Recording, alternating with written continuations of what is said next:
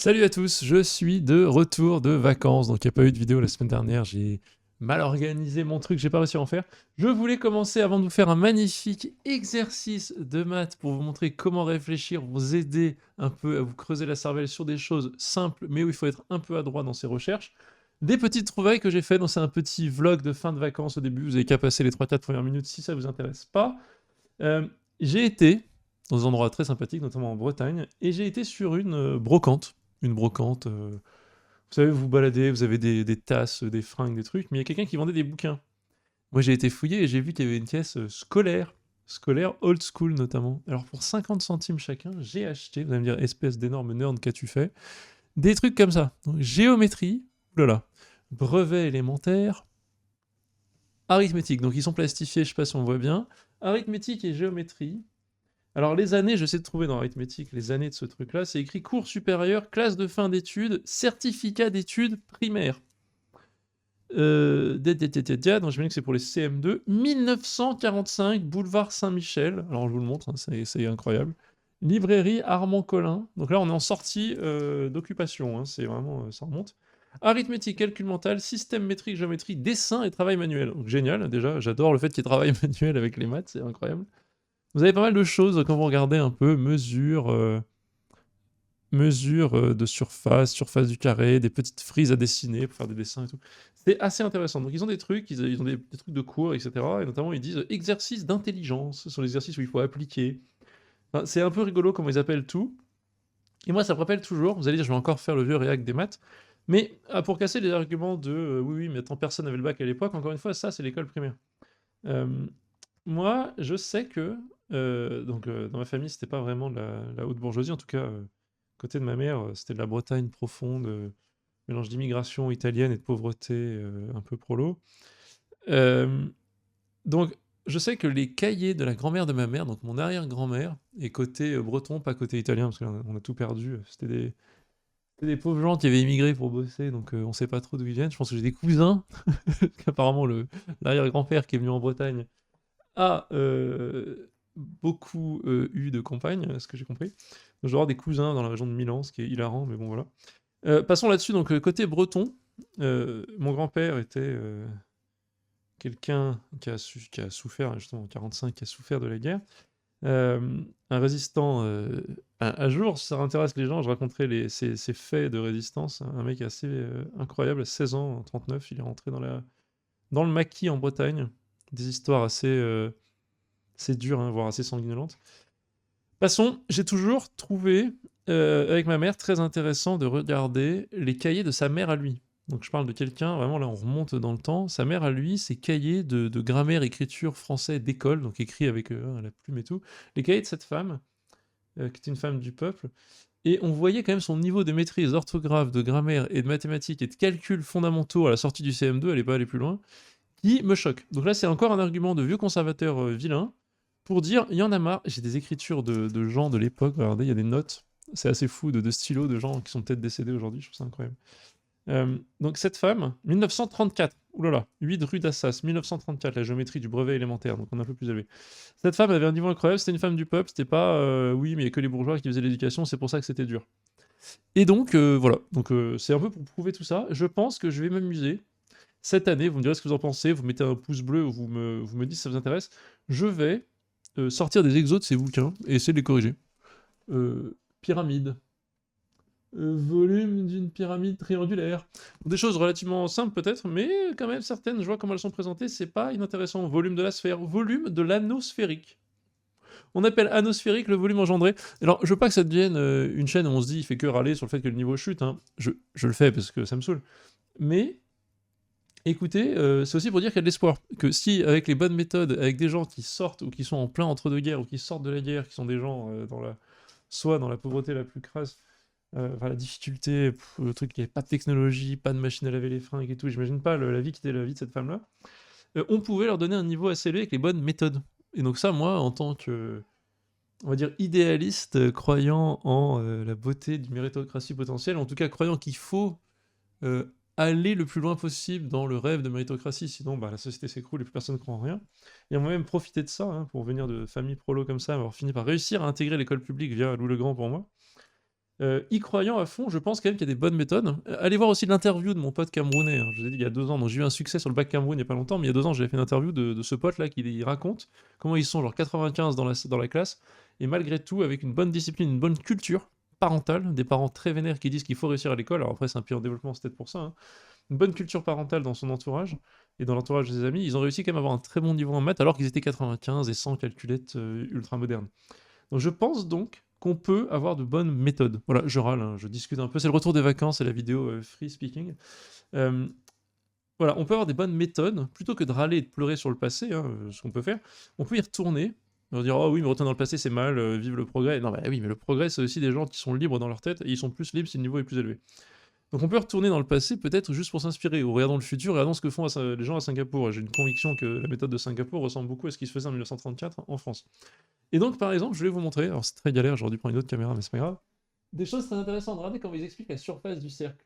Ils divisent en un nombre de triangles isocèles infiniment plus grand, et ils calculent, en gros, ils donnent l'intuition aux élèves, je trouve ça génial, ils calculent en gros la surface de ce polygone. Ils vous disent, bah, c'est simple, la surface d'un triangle étant égale à côté fois a sur 2, a étant la hauteur, et ben on a donc la surface du polygone qui sera à côté fois a sur 2 fois le nombre de côtés n, bien évidemment.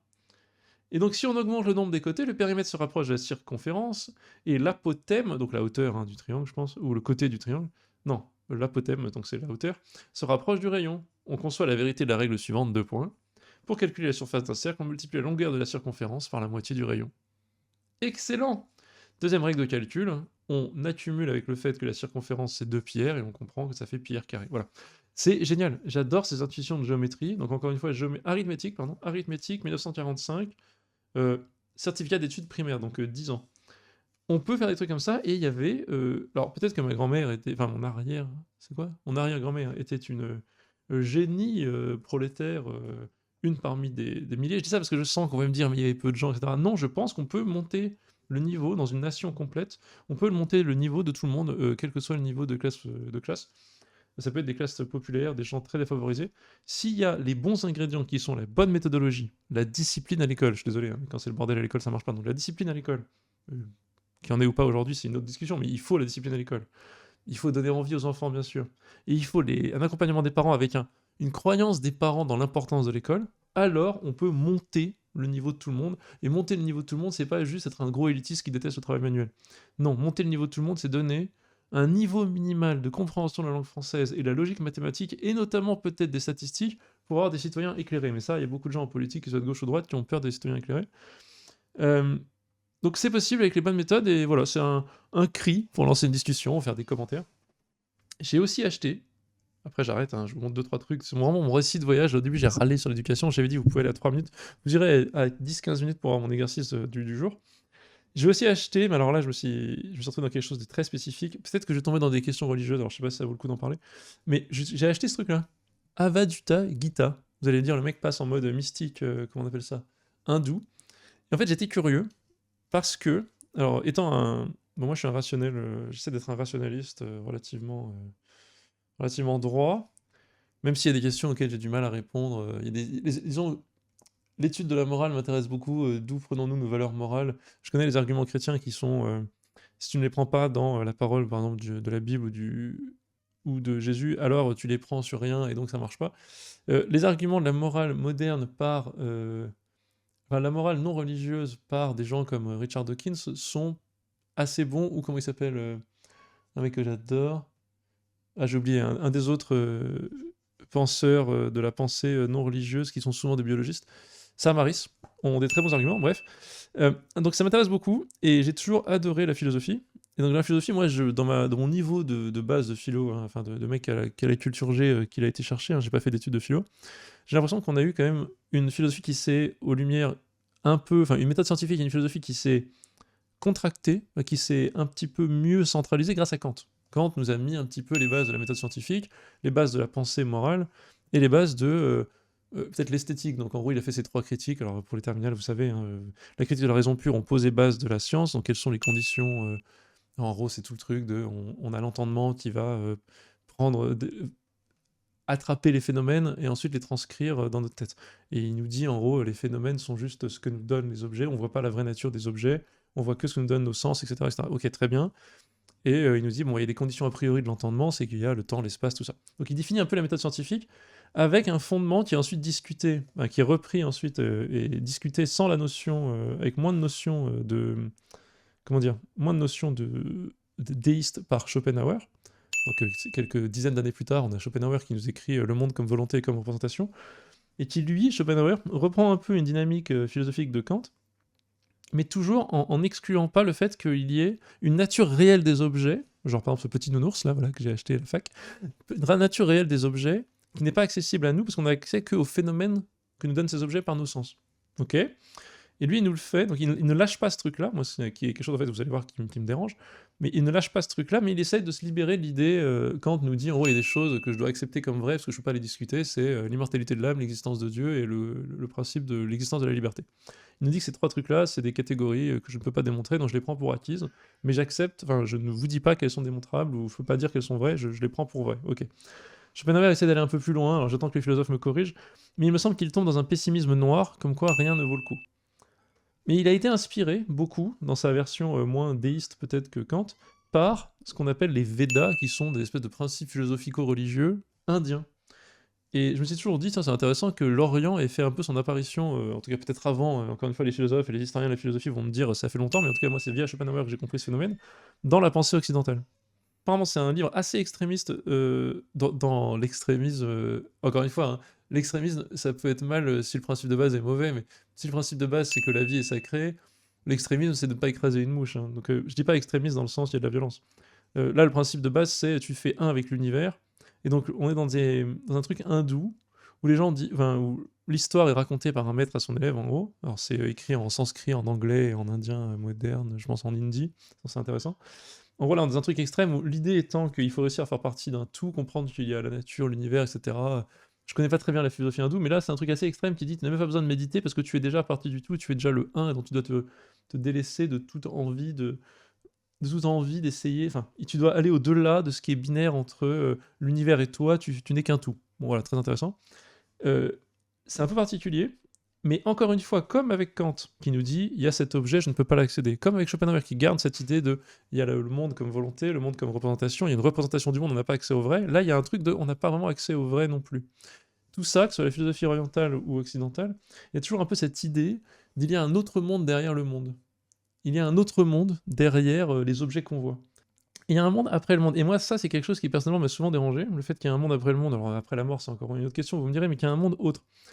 Et en dernier, malgré cette influence orientale qui a sûrement été très positive dans la philosophie occidentale, je pense, il y a enfin, il me semble, dans cette conséquence logique, peut-être que vous savez où je vais en venir, il y a eu Kant, Schopenhauer, en tout cas moi c'est le chemin que j'ai eu grâce à ma prof de terminale de philosophie qui était une femme incroyable, mais il y a Nietzsche qui est débarqué. Alors Nietzsche est venu, il a dit j'en ai marre de tout ça, et ce que j'ai compris c'est que j'en ai marre de tous ces trucs, il a été influencé par Schopenhauer, mais j'en ai marre de tous ces trucs qui disent qu'il y a un monde au-delà du monde, qu'il y a autre chose comme monde, qu'il y a autre chose que la réalité. Tout ça, selon lui, c'est une perte de temps, une perte de sens, et ça va même contre la vie, entre guillemets. Et donc, au lieu d'aller dans cet espoir d'un autre monde, ou dans cette même description basique du monde comme étant autre chose, par quand même, même pas un espoir de vie après la mort, mais juste une conception du monde autour de nous comme quoi il y a autre chose qu'on ne verrait jamais et baser le fondement de compréhension du monde là-dessus, il s'est dit non, il n'y a rien d'autre que le monde existe, et il faut l'affirmer, il faut s'affirmer dans le monde avec joie. Et en gros, l'image principale que j'ai toujours retenue de Nietzsche, c'est le début de Zarathustra, où il y a un funambule qui marche sur un fil au-dessus d'une foule qui se moque de lui. Euh, et ce funambule tombe parce qu'un démon le pousse. Bon, c'est un petit peu imagé à chaque fois ces trucs. Il meurt et il demande à Zarathustra est-ce que je suis mort en vain? Et Zarathustra lui dit non, tu as défié la vie, tu as défié le danger, tu étais au bout de ta passion, tu es mort en brave et je vais t'enterrer. Donc c'est très beau. Euh, voilà, donc je me suis retrouvé quand même à essayer d'aller à la source un petit peu de cette pensée orientale qui a inspiré Schopenhauer en achetant ce bouquin. Je suis parti en Suisse, je vous fais juste en fait des petits résumés de livres. Alors c'est très dur, enfin c'est pas très dur, c'est très simple à lire, mais c'est un peu long. Hein. C'est assez long, ça se répète, c'est un truc religieux et qui il y a quelques centaines, peut-être 1500 ans, un truc comme ça. Je ne conseille pas spécialement la lecture a priori, mais écoutez, ça a été intéressant, j'ai bien aimé lire ça. Je prends le temps en vacances de lire des trucs. Bon, ça va être de l'arithmétique de 1934 et l'Avadutta Gita. J'ai un peu fini là-dessus, je vous raconte un dernier truc. J'ai eu la chance d'aller à l'île de Guernsey. Alors, pas parce que j'ai pas envie de payer d'impôts, hein, c'est une île anglo-normande, je sais pas si vous connaissez, et si vous aimez la littérature, ce sera une vidéo littérature cette fois-ci. Si vous aimez la littérature, vous pouvez visiter la maison de Victor Hugo. Victor Hugo a été 15 ans en exil à Guernsey parce qu'il s'était foutu de la gueule de Napoléon III un petit peu trop. Il y a toute une histoire, il s'est fait exiler en Angleterre, l'Angleterre l'a viré, il est parti à Jersey, il a écrit un article en plus, il s'est encore fait virer, et après l'île de Jersey, il a fini sur l'île de Guernsey. La seule manière de ne pas se faire virer de Guernsey, c'est d'avoir acheté une maison, donc il a acheté une maison là-bas. Il est resté 15 ans, et on peut aujourd'hui visiter cette maison qui appartient à la mairie de Paris. Donc ça appartient à la France, mais ça appartient à la ville de Paris. Peut-être pas à la mairie de Paris, à la ville de Paris. C'est très intéressant, et Victor Hugo, on voit, était un homme, souvent on le voit comme une figure de progrès social de gauche, entre guillemets. C'est une figure de progrès social par toute la beauté qu'il nous a donnée dans Les Misérables, etc. Mais c'était un conservateur. C'était un sénateur conservateur qui allait contre son camp dans plein d'occasions, notamment contre la peine de mort, contre l'esclavage, etc. Mais c'était un conservateur qui était assez intéressant. Il était profondément croyant. Il avait une dent contre l'Église catholique comme institution, mais il était assez croyant, assez mystique en même temps. On voit qu'il avait fait des trucs de spiritisme, etc. C'était pas un rationaliste comme on pourrait croire. Non, c'était un espèce de poète conservateur, croyant, avec des... qui avait quand même une... qui disait qu'il y avait l'État qui allait bouffer les citoyens, la religion organisée qui allait bouffer les citoyens, mais qui en même temps considérait que il n'y avait pas de salut hors de la patrie. Et il appelait... c'était un patriote qui était méfiant de la structure d'État, comme on voit dans Les Misérables, quand on voit dans la gestion de la...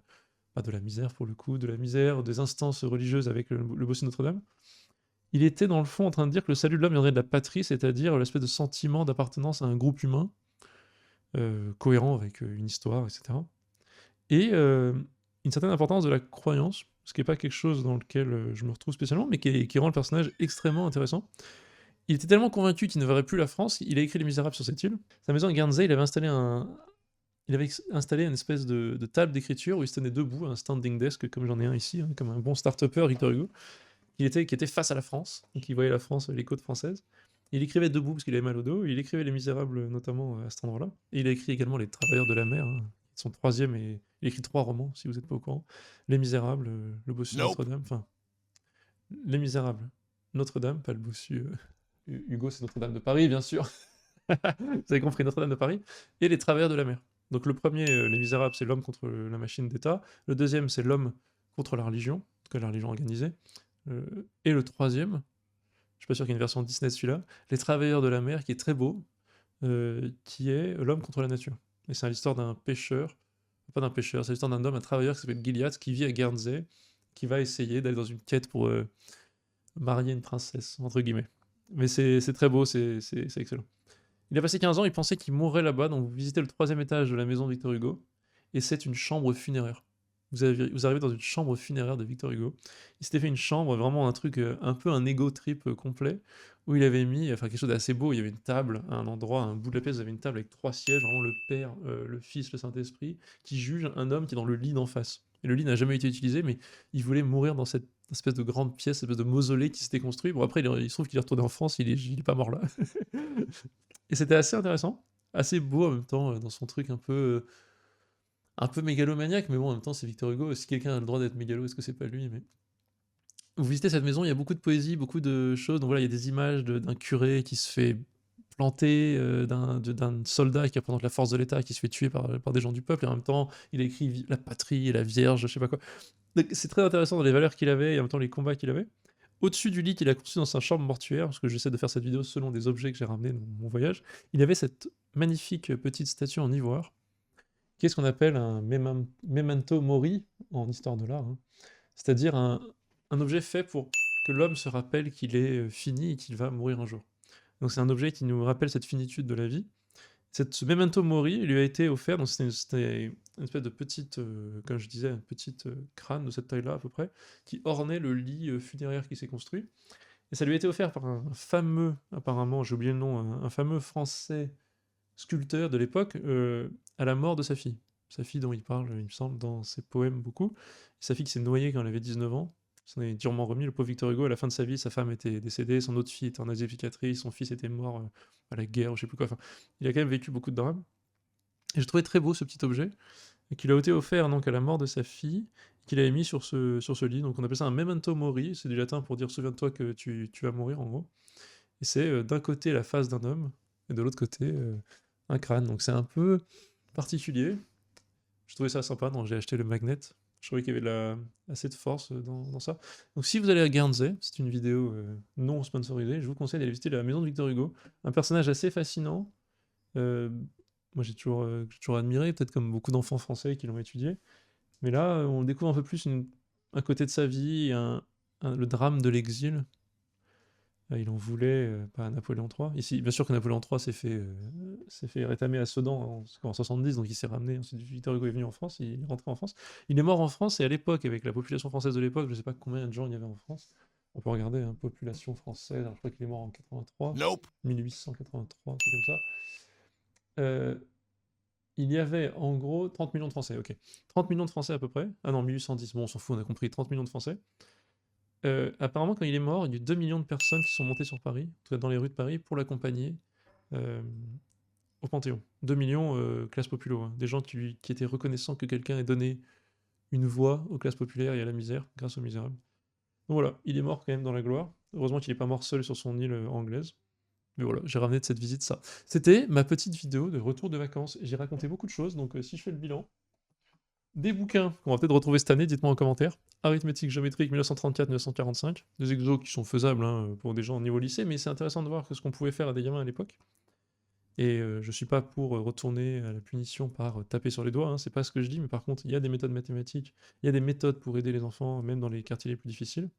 Voir d'ailleurs, je parle encore, le magnifique travail de Céline Alvarez. Céline Alvarez, il y a une expérience, l'expérience qu'elle a faite, c'est une institut de maternelle, qui a fait une expérience basée sur du Montessori qu'elle a réadapté, où elle a pris un quartier très difficile, avec taux d'immigration et de non-francophones très élevé, donc vers Gennevilliers, il me semble. Une classe où il y avait donc beaucoup d'enfants où ça parlait pas à la maison, donc on est vraiment dans la pauvreté, plus immigration, machin, dans des conditions pas simples, et elle a réussi avec des méthodes, avec son engagement, sa passion et ses méthodes d'apprentissage, à avoir des résultats en sortie de grande section, dignes des meilleures écoles maternelles dans les meilleurs quartiers. Des gamins qui savaient lire en sortie, etc. etc. Donc c'est possible avec les bonnes méthodes de faire des choses très belles dans les quartiers les plus difficiles pour les populations les plus paupérisées. Et donc j'en parle encore parce que c'était toutes mes vacances, j'ai eu beaucoup de choses sur l'éducation. C'est ce qui m'intéresse, hein. Il y a un grand cycle d'émissions sur France Culture sur Maria Montessori, donc il me semble que c'est 4 ou 5 fois 1 heure. Je les ai écoutés avec ma femme dans la voiture, hein. On a écouté ça. Vous avez 4 ou 5 heures sur la vie de Maria Montessori, cette italienne qui a créé la méthode Montessori. C'est assez fascinant. Vous traversez l'histoire du XXe siècle, vous voyez ses combats, ses luttes, sa relation au fascisme italien, parce que Mussolini est apparu dans les années où elle était en activité. Donc voilà, ça m'a redonné un peu de culture générale sur le fascisme qui est né donc en Italie, et sur Montessori, qui est une femme vraiment incroyable. Une femme vraiment qui a fait des belles choses et qui a développé des méthodes, ou en tout cas avec un cœur pour les enfants. On se rend compte de comment on traitait les enfants à l'époque, comment on les voyait, et on se dit que c'est... On a bien évolué et cette femme a beaucoup participé à ça. Donc je vous conseille l'émission de France Culture, 5 heures sur Maria Montessori, dont 1 heure sur l'histoire du fascisme. C'est pas que ça, mais moi en tout cas, n'étant pas toujours... Je suis fasciné par ces choses, par ces mouvements historiques, de comment, étant très très libéral, comment, très intéressé par cette idée de liberté, comment émergent les systèmes autoritaires. J'ai, malgré cet intérêt que j'ai pour ces choses historiques, j'ai quand même pas mal appris dans cette émission, donc je vous conseille, c'est assez intéressant. Voilà, c'était mon résumé de vacances. Est-ce que, après 30 minutes de résumé de vacances sur la chaîne, c'est un nouveau format, hein. Là je me laisse aller, j'ai pris des bouquins, je me suis dit que je vous raconterai plein de choses. Est-ce que je vous fais quand même un exo de maths? Est-ce que je vous fais un exo de maths ou pas? Allez, certains d'entre vous sont venus pour ça, on va le faire. Je vous ai préparé ça. C'est quelque chose que j'utilise dans mon stage. Mon stage de préparation à la prépa, qui commence demain. Là, on est dimanche. Ça sort dimanche cette vidéo. Donc lundi, du lundi 25 août au 29 août, je relance le stage de maths pré-rentrée. Donc 5 jours ultra intenses, hein, 5 jours ultra intenses à faire que des maths qui vous préparent à l'esprit prépa. Et c'est un des exercices que je donne. Donc là, hein, mes élèves que je vais avoir dans le stage, si vous avez vu, si vous voyez cette vidéo là maintenant, vous n'aurez pas de surprise, peut-être que je vous filerai un autre exo à ce moment-là. C'est un des exos que je donne pour réfléchir, apprendre à réfléchir avec des choses simples, mais qui peuvent devenir complexes et vous apprendre en gros à développer votre pensée critique sur les maths. En soi, je l'aime bien, en soi, il n'est pas très compliqué, la correction peut tenir en une ligne, mais c'est le processus de recherche qui est intéressant. Alors, grande annonce aussi, d'ailleurs, je continuerai les stages de vacances pour les maths sup, pour les MP, PC, SI, en Toussaint, Noël, etc. Je ferai des stages, donc n'hésitez pas à vous renseigner, j'en reparlerai, etc. Cet exercice est très intéressant, je vous le fais, grande vidéo de retour de vacances. On a plein de réels, on ne sait pas quoi dire sur eux, sauf que somme des xk égale n, somme des xk carré égale n. Démontrer qu'ils sont tous égaux à 1. Pas évident, on sent que s'ils sont égaux à 1, alors ça c'est vrai, bien évidemment, somme des 1 au carré, somme des 1, ça fait n. Mais bon, c'est peut-être pas évident, parce que somme des xk, ça peut être n'importe quel réel, ça peut être, moi je vous fais 2, moins 1, plus 0, plus 0, plus 0, plus n, moins 1, égale, bah ça fait n, ça fait 1, plus, moins 1, plus n. Oui, il peut y avoir plein qui sont nuls. Et alors qu'après ça marcherait pas, parce que le 2 au carré ça fait 4, etc., bien sûr. Mais on voit que ça peut être assez complexe. Ce qu'on pourrait faire, plusieurs cas qu'on pourrait essayer d'envisager, c'est, ok, enfin, quels sont les problèmes? On peut commencer à penser aux problèmes, et on voit très vite que, en gros, on peut avoir des nombres négatifs qui nous compensent des choses ici, mais les nombres négatifs ici seront quand même costauds au carré. Donc si tous les xi sont plus petits que 1 en valeur absolue, ça va pas marcher. Parce que ça veut dire que bah, ça, en fait, c'est la somme des 1, donc s'ils sont tous plus petits que 1, on sera plus petit que n. Donc je comprends qu'il y en a qui sont au-dessus de 1, forcément. Il y en a qui sont en dessous de 1, enfin on peut voir. S'ils sont tous en dessous, ça marche pas. S'ils sont tous au-dessus, ça marche pas non plus. Donc on comprend qu'il y a un mix. Forcément, il y a un mix, ou alors ils sont tous égaux à 1, mais il peut y avoir un mix, on peut comprendre qu'il faut qu'il y en ait qui compensent, s'il y en a qui est trop faible, s'il y a 0, 1, il sera trop faible, il faut qu'il soit compensé par un autre, etc., etc. Mais la compensation, que la compensation soit la même en linéaire et en carré, ça a l'air bizarre, ça a l'air compliqué. Et c'est un peu l'idée derrière, c'est que, bon, pour que la compensation soit la même, il y a moyen que ce soit compliqué, à part dans un cas très très basique d'égalité. L'idée, c'est d'ensuite essayer de trouver des choses. Il y a deux méthodes. Je pense que le premier truc, dans the one property, j'écris en anglais, mais j'ai pensé à the one property, si on se dit qu'il y a des sommes et qu'il faut conclure sur des choses et montrer l'égalité, la propriété à laquelle il faut penser, c'est la seule chose qu'on connaît, c'est que quand on a une somme de nombres positifs stricts qui est égale à 0, alors tous les éléments de la somme sont nuls. Si on arrive à s'accrocher à ça, alors on est bon. On est bon bah, parce qu'on a tout de suite une vérité, quoi. Pourquoi est-ce que c'est vrai? Essayer de le démontrer, ça prend une seconde. Oui, bah s'il y en a un seul qui est non nul, c'est fini, ça c'est pas nul, quoi. Donc forcément c'est nul. Voilà. Parce que c'est positif, voilà. Donc il faut essayer de se dire, mais est-ce que je peux pas me rapprocher de ce truc-là? Si j'arrive à avoir ça, et je suis pas très loin, alors peut-être que je vais m'en sortir. Et là on se dit, bah vas-y, premier truc qu'on peut faire, piste 1, et je montre les pistes de recherche, essayez de chercher vous-même. Hein. Piste 1, je fais la différence des deux, comme ça je fais apparaître 0 direct. Somme des xk carré moins xk égale 0. Génial. Bon, est-ce que ça c'est un AI carré? Non, c'est pas un AI carré, c'est un xk carré moins xk, donc ça fait xk fois xk moins 1 égale 0. Chiant. C'est pas vraiment un carré. Mais vous voyez, on est déjà pas loin. Ça, c'est déjà pas mal du travail. Après, il y a manqué le petit truc pour conclure. Mais on a quelque chose déjà. On a quelque chose ici. On se dit, écoute, je fais la différence. J'ai mon 0. Moi, je sais que j'ai ça en tête. Il faut avoir ça en tête. Il faut penser à ce truc de je vais pouvoir annuler tout en disant que la somme. Enfin, que c'est une somme de carré, quoi. Donc, je m'associe une somme de carré qui est égale à 0 pour m'en sortir. Si on n'a pas ça en tête, c'est plus compliqué. Je vous montrerai une autre méthode qui est très rapide, mais qui n'a rien à voir juste après. Donc, essayez d'y penser tout de suite d'ailleurs. Quand vous voyez les expressions ici, est-ce que ça fait pas penser à quelque chose, un autre domaine des mathématiques? Petit teaser. Donc, je vous remets ça. On a ici somme des xk moins 1, et on se dit, bah oui, c'est pas un carré. Mais qu'est-ce qui manque pour avoir un carré? Bah moi, je pourrais faire une petite technique, bah du moins 1 plus 1, ici. Et comme ça ferait xk moins 1 au carré. Incroyable. Si je fais ça, ça donne quoi? Somme des xk moins 1 au carré. Génial. Mais ensuite, je suis en train de dire, oui, mais attends, moins, parce que j'ai fait moins 1 plus 1, donc, ok, moins 1, mais plus 1. Donc le plus 1, ça fait plus une fois bah, la somme des xk moins 1 égale à 0. Oui, mais la somme des xk moins 1, les gars, on connaît ça. Ah oui, ça fait quoi? Ça fait somme des xk moins n. Putain, je sais pas écrire, c'est ouf. Ça fait longtemps que j'étais en vacances. Somme des xk moins somme des 1. Oui, mais ça vaut 0 par définition. On le sait, c'est ici. Ah, mais c'est parfait! Et donc j'ai trouvé quoi? Bah écoutez, somme, j'arrive à somme des xk moins 1 carré égale 0. Génial, avec la propriété qu'on a vue ici.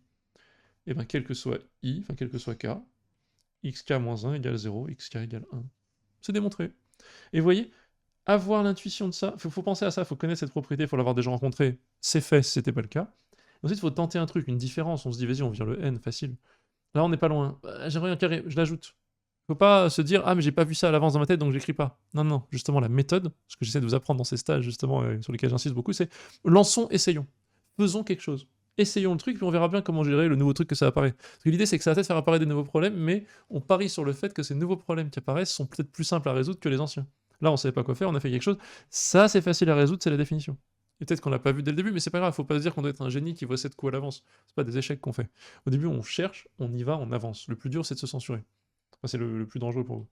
Donc excellent, voilà, ça se tient. Alors, donc au final, si je vous fais le corriger, c'est horrible dans les bouquins quand on veut le corriger, c'est oh, c'est simple, on considère la somme de xk moins 1 carré, puis on développe, et hop, ça fait 0, donc xk égale 1. Tu fais non, mais putain, les gars, il me manque les 10 minutes de recherche. La recherche, c'est ça pour moi. C'est aller chercher ça. Parce que bien sûr, quand on voit le corriger, vraiment, c'est une ligne dans les bouquins, parce que c'est en une ligne que ça s'écrit. Ce qui est intéressant, c'est la démarche. Donc ça, on l'a en tête, et après, on essaye. On tente un truc, on fait bon, on fait une différence, c'est pas absurde de faire une différence.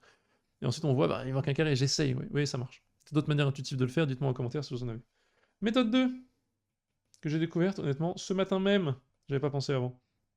J'ai fait cet exo je sais pas combien de fois, j'avais même pas pensé pendant mon stage de juillet, que j'ai fait là, début juillet, préparation à la rentrée, pas fin août, mais début juillet.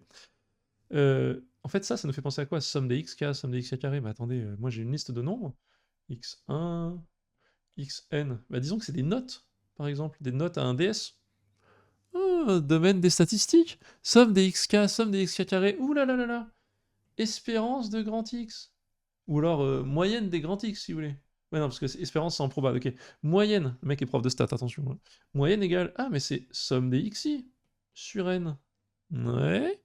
Variance. V égale 1 sur n. Bah, il y a une formule qu'on connaît bien. Somme des xi carré moins moyenne au carré égale 1 sur n somme des xi carré, donc la moyenne des carrés, moins 1 sur n somme des xi au carré. Mais attendez, alors ça, moi je connais dans l'énoncé. Et donc en fait, j'ai quoi pour ma variance? J'ai variance égale la somme des xi carré sur n, donc 1 sur n fois n, moins 1 sur n au carré, 1 sur n carré fois somme des xi, n au carré. Oh, mais ça fait 1 moins 1 égale 0. Attendez, si la variance est nulle pour un ensemble de nombres, variance égale à 0, tous les nombres sont égaux. Yes, quel que soit i, xi égale a appartient à r.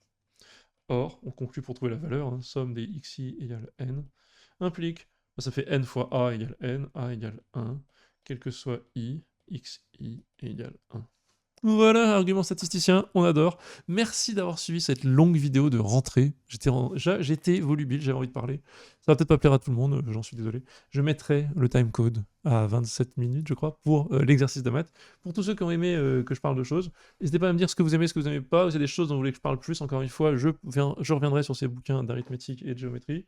Alors sur le Avadhuta Gita, sur comment j'ai touché la surface, vraiment en toute humilité, ne croyez pas que je suis un expert, je ne prétends pas être un expert, la surface de cette philosophie, sagesse hindoue. J'ai vraiment juste lu un livre que j'ai trouvé sur une brocante et qui m'a inspiré, parce que je me souvenais de la philosophie occidentale qui a été inspirée de certains de ces textes. Dites-moi, moi j'aime bien parler de ça, limite je suis pas très bon pour en parler, si ça vous intéresse tant mieux, et je pourrais inviter des gens, en discuter avec des philosophes, des trucs, moi j'aime bien faire des interviews aussi. Ça pourrait être un nouveau format de la chaîne pour 2025, on ne sait pas. Il y aura des surprises en 2025, il y aura des nouvelles choses. Voilà, et sur Memento Mori, très beau, Victor Hugo, n'hésitez pas à aller à Guernsey. J'arrête, on se retrouve tous pour des stages en Toussaint, des stages à Noël, des stages à Pâques, je lance les stages, ça marche à février, Pâques, tout ça, ça marche bien, les gens aiment, je crois que ça fonctionne, j'arrive à leur donner, ce que j'ai reçu comme feedback des élèves, j'ai réussi à leur donner un peu, leur donner beaucoup j'espère, de ce que j'avais envie de donner, c'est-à-dire une maîtrise de la structure qu'on a en tête, savoir comment réfléchir en prépa, et donc ça me rend très content, je continuerai donc pour les élèves de sup. Je recruterai des profs parce que je sais que, alors Toussaint c'est facile, Noël, février, les profs en France commencent à faire des programmes peut-être différents selon une classe ou l'autre. Bah, je ferai des groupes différents, c'est la seule technique que j'ai trouvée. Hein. Je ferai des groupes différents de stages et je recruterai des gens. Je recruterai que des profs ultra stylés, bien sûr, et on se distribuera les heures de cours. Voilà, j'en reparlerai à terme et je vous dis à la prochaine. Merci d'avoir suivi cette longue vidéo.